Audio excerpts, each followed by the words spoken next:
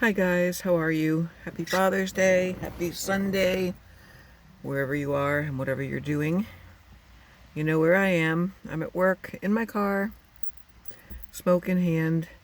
Dinner's in the oven. I'm making broiled London broil, marinated, and butternut squash with olive oil and seasonings and Brussels sprouts. So they're lucky to have me. And I'm lucky to have a place to eat a nice hot meal that I made myself. So yeah, I'm at work till 10. It's very rainy here. I'm with two other male staff, so I'm the only woman. I'm the alpha female in the house. Woot woot. Saw my son briefly this morning because I went over there with a card for Steve. It's Father's Day, so, I believe in honoring tradition, whatever. He's not my father. He tried to be, but I gave him a card. He's a decent baby daddy. And I brought some lemon cupcakes over there for him and his boys to share. And then I booked on out of there to go to work. And the Jehovah's Witnesses were here having their meeting. One of them tried to proselytize to me. I was too nice. I was too nice to let her bend my ear. And then I was like, listen, I got to get back to work. I'm not going to become a Jehovah's Witness. It's the last thing I freaking need. I also don't need to light myself on fire. I got my flammable shirt on with the glitter on it. So there's nothing to report. Amberlyn Reed, she's just so ridiculous.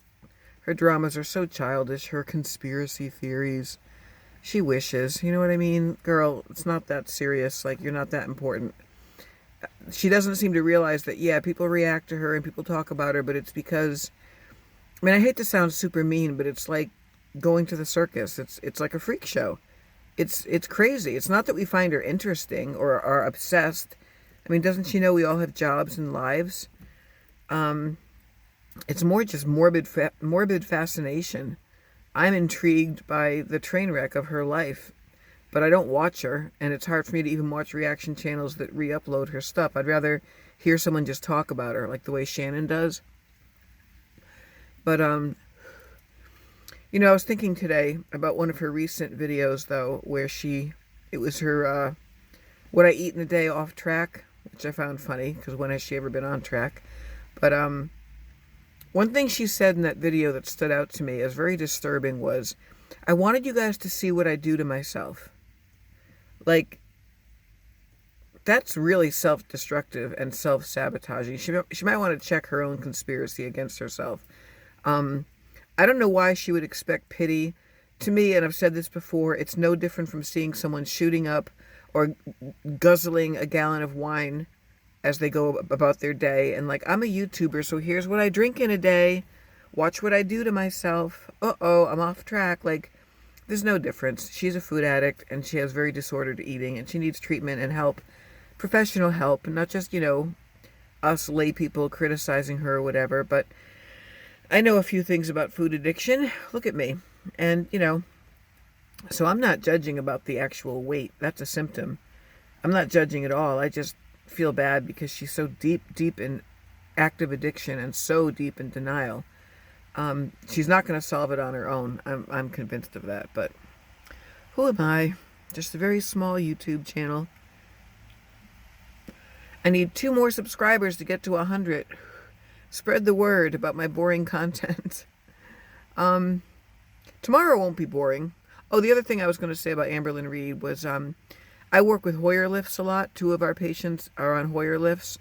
And the thing on the side tag says up to 450 pounds. And I'm thinking to myself, if she ever became bedbound and incontinent, they'd have to have a special Hoyer lift made for her. A special sling and a Hoyer lift to go up over 450. That's alarming. You know what I mean?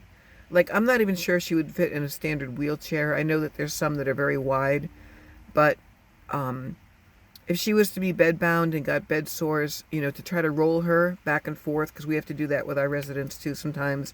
We have to lotion under their folds and put all kinds of antifungal creams and bed sore creams. And, forget about how anybody looks or anything like that. It's such a health issue. And not just because her internal organs are being squashed by, 300 extra pounds, 400, whatever it is, whatever she wants to be. But like, it's a medical issue to just physically deal with someone of that size. We have guys here that are very big, and it takes two of us to roll them around, change their Depends, clean them off when they've soiled their bed, move them into the shower chair. You know, it's no freaking joke. I wish she knew it wasn't a joke. It's not just like, okay, guys, here's what I'm going to eat today. Uh-oh, I ate too many calories. It's all a bunch of smoke screening. It's all like, look over here, look over here. We're going to talk about this. We're going to talk about Walmart and Torrid and earrings because I don't want to talk about the fact that I'm dying of morbid obesity. And she's very smug and glib, and it makes me mad because today's Father's Day. I've been writing a lot of odes to my dad and poems and essays. He died at 38 of a heart attack. That's 10 years older than you are, Amberlyn Reed.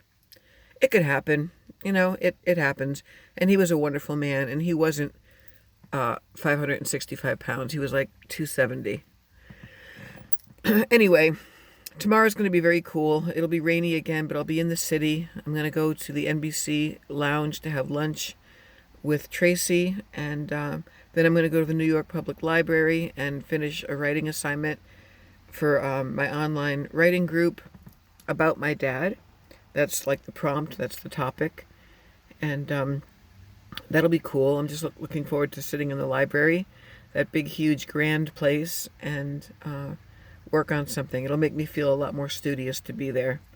So you know I'll be vlogging from there. You know I'm going to take a ton of videos and pictures from the city, and they'll be dedicated to you, Sabina, because I know that you have a wonderful, imaginative, romantic relationship with New York City. And looking forward to buying you guys postcards and shit. I'm going to get back inside. I don't want to leave the boys alone. And check on my food and stuff. So, nice talking to you, and I'll catch you later. Bye.